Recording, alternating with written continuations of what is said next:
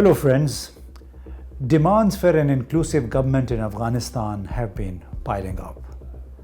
Every nation, every country demands and desires an inclusive government in Kabul. A government that they say should represent all segments of the society, should represent all ethnic groups across Afghanistan. The head of the European Union delegation in Afghanistan, Andreas van Brandt, has meanwhile criticized the governance, criticized Afghanistan for human rights violations. Particularly, he has expressed concern about the female workers' rights and women education. This is what a tweet by Andreas van Brandt has said.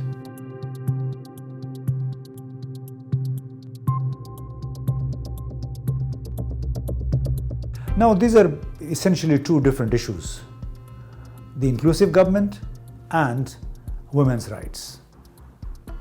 As far as the latter, obviously, the women should go back to their work. Girls should go back to the education institutions to continue their studies as they had been before August the 15th. And this is an issue where the Taliban shall have to come true to their commitment, the promises they have been making to all the countries, including all those neighbors who have been very supportive of the Taliban. So we shall have to probably wait a little bit more as to see as to whether Taliban allow all the women, all government female officials back to their work, and whether they can continue their education as usual. As for the inclusive government, obviously currently most of the ministers are ethnic Pashtuns.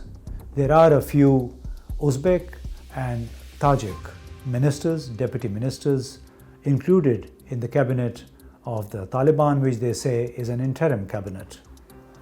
On Monday, September the 20th, they also included an ethnic Hazara as deputy health minister to appear a little more inclusive as far as the composition of the government is concerned. That's fine if they have included more people from the minority ethnic groups. But the Taliban Deputy Information Minister Zabiullah Mujahid also says that how can the Western countries, outsiders, place conditions on us before recognizing us? So basically he is advocating or pleading for recognition before the Kabul government, their government, can address the issues of human rights or female rights. So this is something very legitimate coming from a leader who has been part of a movement or an insurgency for the past 20 years, coming from a country which has been in a state of war for over 4 decades. The caveat is, which country has an inclusive government?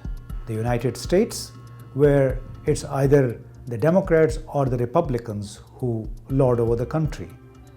The United Kingdom, where it is either the Labour Party or the Conservatives that form the government.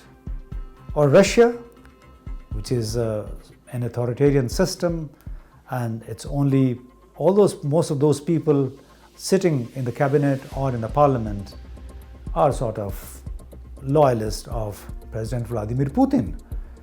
So does it really make sense to demand of Taliban to have an inclusive government within 4 weeks of their existence?